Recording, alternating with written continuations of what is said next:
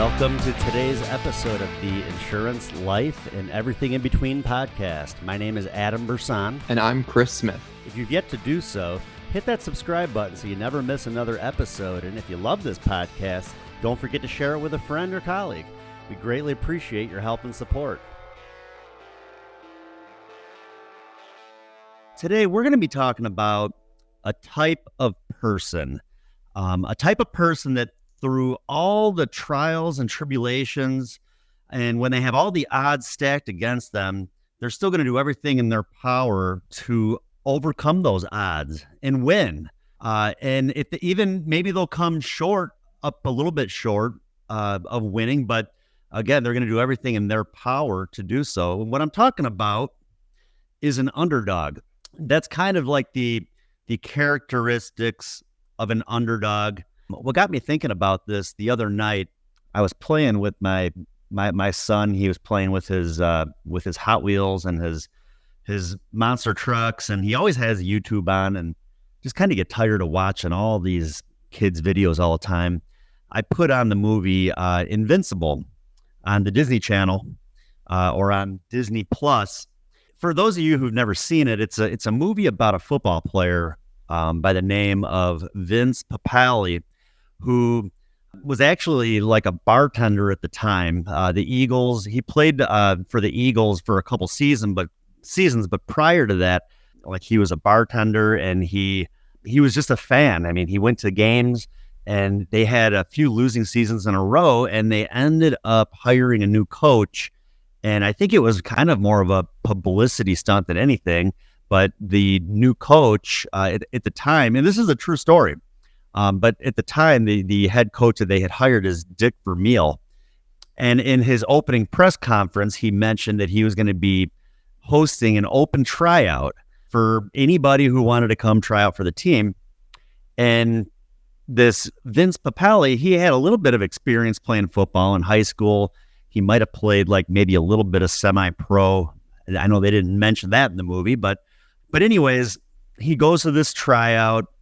I think that the coaches and that, like I said, kind of going in, thought that this was just going to be like a publicity stunt to kind of get fans interested in the team again. And he ended up making the team.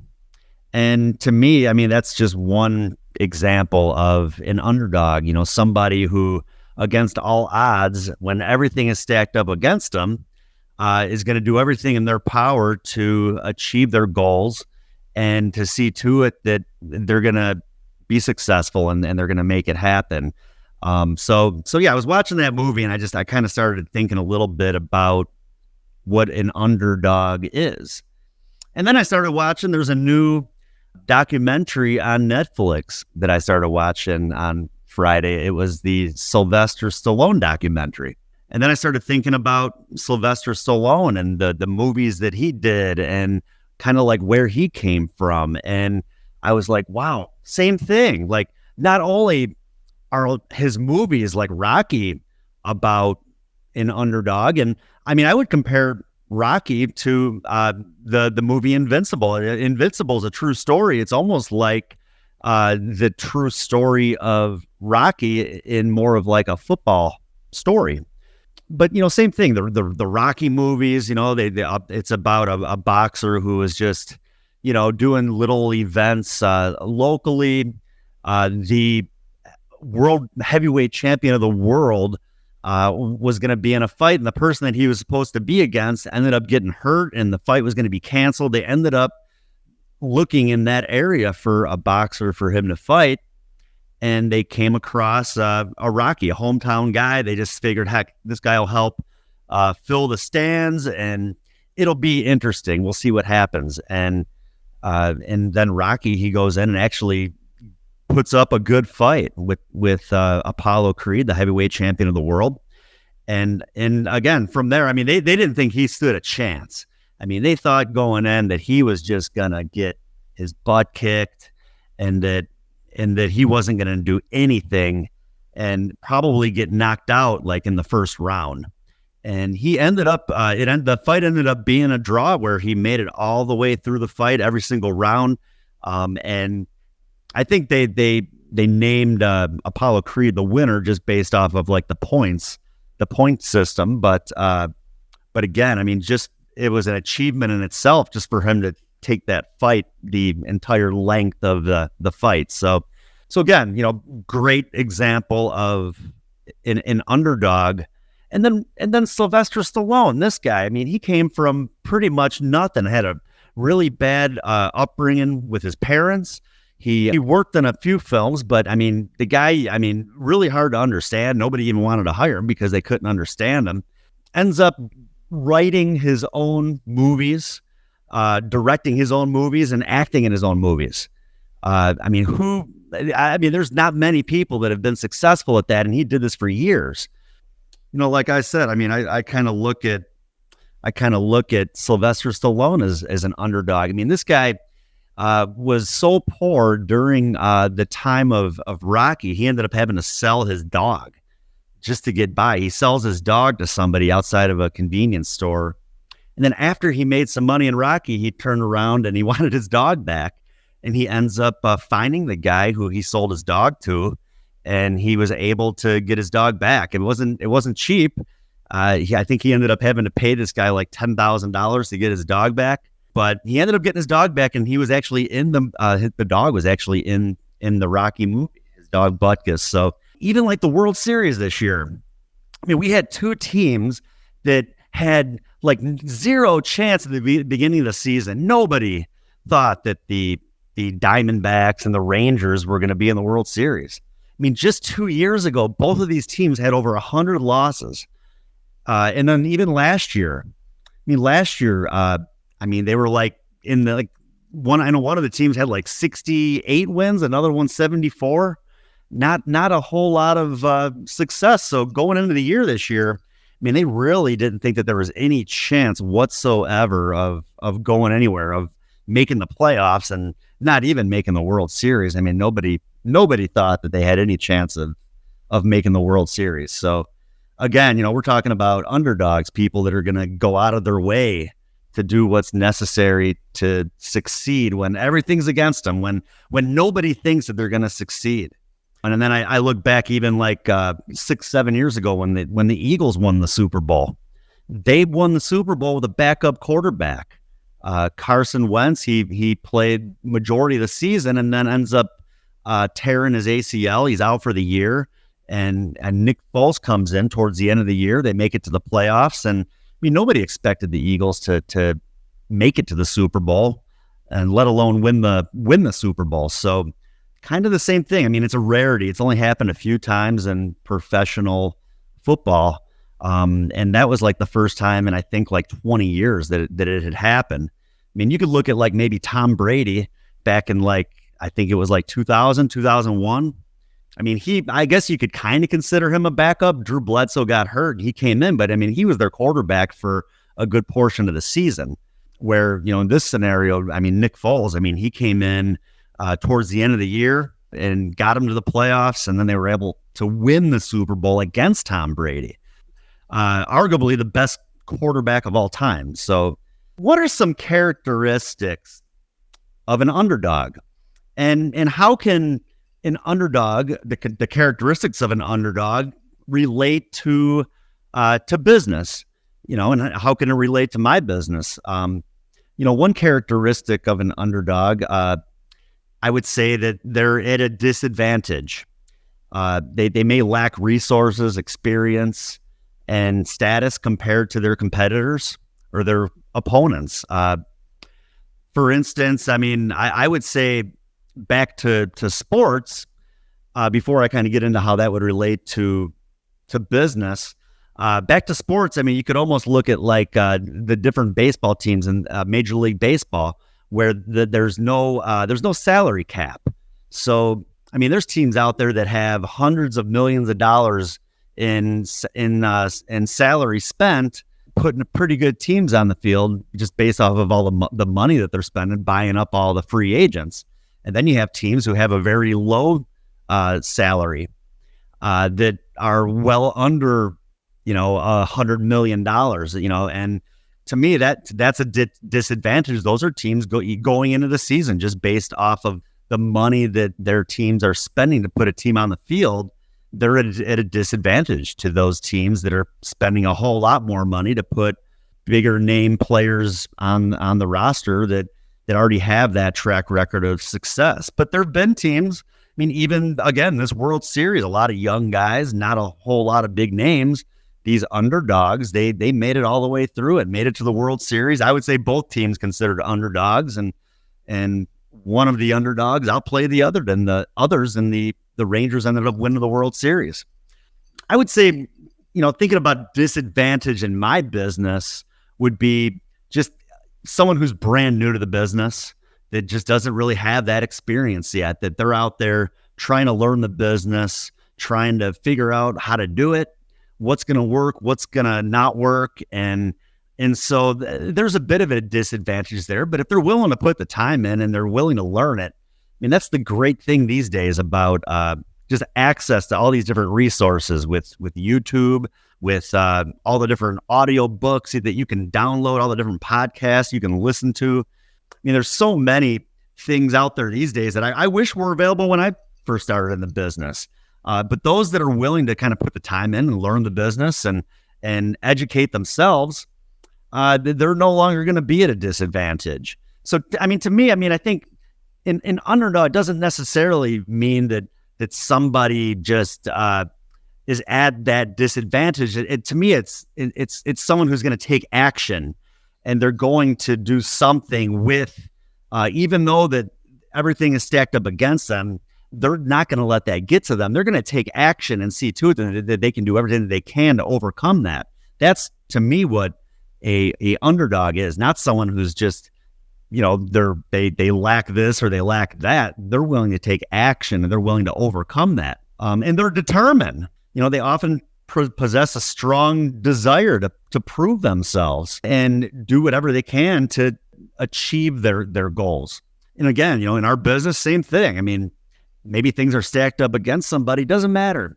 What in my business, you have to purchase leads. Maybe somebody got in the business, they purchased leads, and then maybe they just weren't successful off their first set of leads, and they just don't have a whole lot more money to invest in their business. Well, again, if they're determined, they're going to figure out a way to still achieve success. They're going to figure out a way to maybe continue to work those leads. And I mean, I've worked with people in the past, agents, where they take leads, they go out and work them, and they might go out one time trying to catch up with people and maybe even making phone calls, and people are not answering their phones, and right away the leads are bad. Well, again, you got to put that effort in. You got to do what you can to get in front of the people, or at least on the phone to set up an appointment. But you have to be persistent and determined to achieve those goals. And those that do that will be successful. They'll figure out ways to make it happen. If they can't do anything off the leads, they'll figure out other ways to generate business, whether that's picking out a neighborhood and knocking on some doors, maybe in an area of people that kind of fit the niche for what they're selling.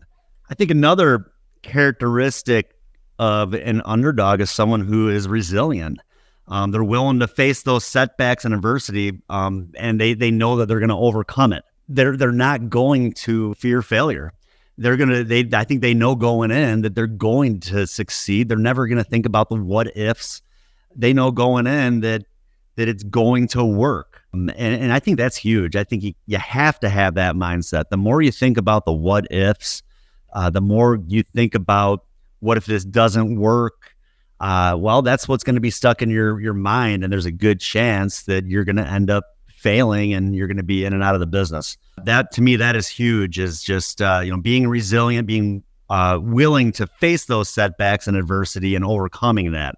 Another characteristic of an underdog is that they're a hard worker. They're willing to put that time in. They often have to put in extra effort to maybe compensate for their disadvantages, and they have to work diligently towards their goals. So like I mentioned, maybe that person that worked the leads and they weren't able to get a hold of the people, well then, heck, they had to figure out other ways of getting in touch with the people. Maybe you called the person, they would not answer their phone. Maybe you called 4 or 5 times, they don't answer their phone. Maybe you texted them, or maybe they didn't respond to the text. Maybe you text them numerous times and still nothing. Well, then you have to resort to other ways of getting in front of the person, like maybe taking the leads and putting a route together and going and just knocking on the door. You have to have that mindset. There's a reason that they had inquired, and we have to do whatever we can to get in front of the people. And we got to put in that time. We got to be the hard worker. Again, I mean, especially if you're coming from nothing and you want to succeed and failure is not an option.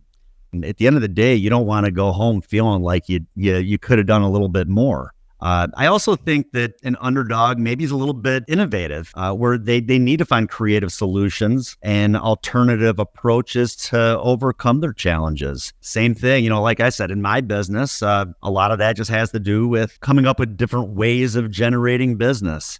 If they don't have a whole lot of money for leads, maybe trying a little bit harder to get those referrals. Again, a referral, that's going to make up for people that are not giving you the time of day over the phone or slamming the door in your face. It all comes back to just doing whatever is necessary to succeed and coming up with the solutions rather than focusing on the reasons why things are not working.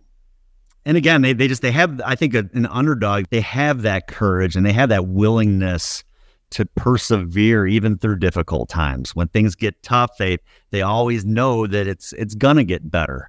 They never focus on that it might not. The Stallone documentary that I watched the other night, I mean, he mentioned that the thought of failure never crossed his mind. That if it would have, there's a chance that he would have never done the things that he had done in his career. Again, writing, producing, acting, being a main actor in a movie. There were places that wanted to buy his script for Rocky, and they didn't want him to be in the movie. They wanted to hire other people to be in the movie, but he wanted to star in it. So he knew going in that he was going to succeed. He had no doubts in his mind that it wasn't going to work. He had that perseverance and that courage. Like I mentioned, to kind of to make it through even the difficult times when he had to sell his dog just to get by because he had no money. Now, I think to achieve success as an underdog, well, I think an underdog may need to embrace their identity. They might need to recognize their status as an underdog and use it to their advantage. And to me, that can be motivating. Back to the Eagles in 2016, I think 2016 or 2017, when they had all those injuries, like I mentioned, Carson Wentz went down, Nick Foles came in, but there were many other things that had happened throughout that season where, I mean, everybody in the press was like, there's no way that they're going to do this. They're too old, they're too slow.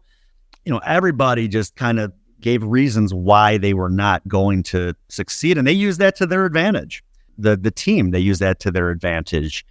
They looked at that as motivation to maybe prove others wrong, that they knew that they had a good team. They knew that they could overcome it. And same thing, they never had those sort of doubts in their mind that they were not going to make it all the way to the end.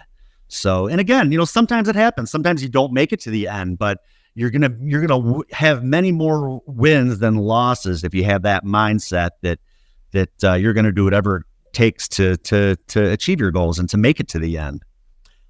Again, you're gonna be determined. And another thing, I think that you have to set goals. You have to set clear goals. You have to kind of know what your day is gonna look like. You also have to know what you're working towards. And again, in a business standpoint, I mean, that could be a production sort of thing, how much business you want to write. I mean, you could actually, in my business, you could focus on the income that you want to earn. And then you could kind of break your numbers down from there.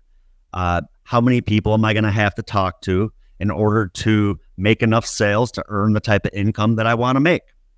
That's the great thing. You can set those goals, and then you just have to know going in, well, this is what I'm going to have to do to make it happen. And I'd also recommend, if you don't have one, you're going to have to develop a strong work ethic.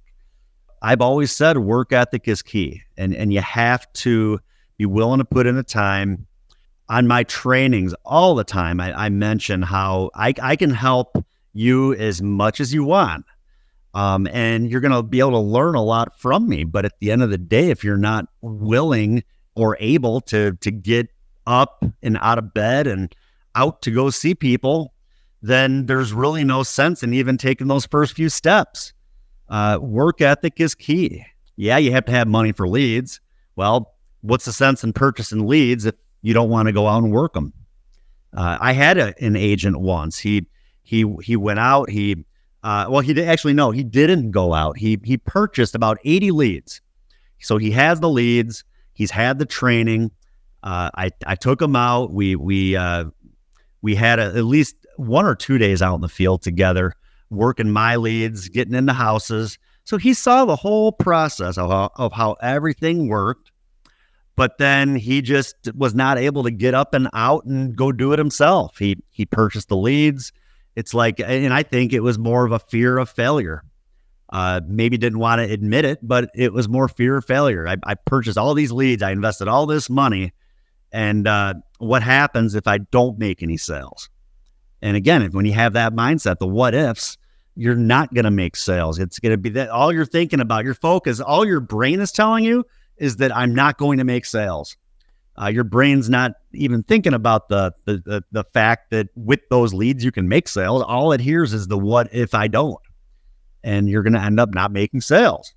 Again, it goes back to not only work ethic, but believing in yourself and knowing that as long as you're willing to get out there and do it and learn from people that are experienced, that have done it, that are willing to help you, failure should not even come across your mind. It shouldn't even be a thought. I also think that it's good to build a good support network with your family, with your friends, with other people that are in your business. You can share ideas with those people. You can learn from them. They can learn from you, and try to focus on hanging around people that have the same kind of outlook of success as you do and the same positive mindset. Don't hang around people that are willing to bring you down, people that are negative, that are always focusing on the what ifs, or maybe that are always failing. To me, it's almost like too, you can't be over analytical. You just need to get out there and work, and the numbers are going to work, but you just need to get out there and do it. But again, you need people that are on your side. Your family, they need to be on your side. They need to be part of your team. Same with your friends. And again, they need to realize that, what you're doing. You're not, maybe as an entrepreneur, you're not working the traditional 9 to 5. Maybe you're working the 9 to 9, or maybe you have to work on Saturdays. Maybe you have to work on Sundays. That's something too. Your family may just have to understand that that's just kind of part of the job, and that you have to, that's what, again, as an underdog, they just need to know going in that you got to do everything that's necessary to achieve your goals and to not end up as a failure, where, as we have heard in the past in my business, that 92 out of 100 new people licensed in the business end up failing out within their first year. So that means 8 out of 100 people succeed and they make it. I think that it's also important to stay up with current trends when it comes to your business, when it comes to social media. Things today are not like they were a year ago, 2 years ago. We have to take advantage too of technology, all the different tools that are available out there that can help us, especially like all of this AI and stuff. There's tools out there that can definitely help you in whatever business that you're in. And those are things that were not available even maybe a year or two ago.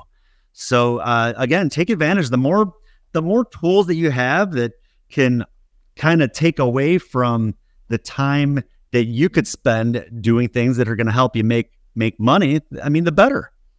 Heck, a lot of the CRMs, they have automations for emails and everything. So, there's so much out there. I was talking to, one of my colleagues earlier today. We were talking about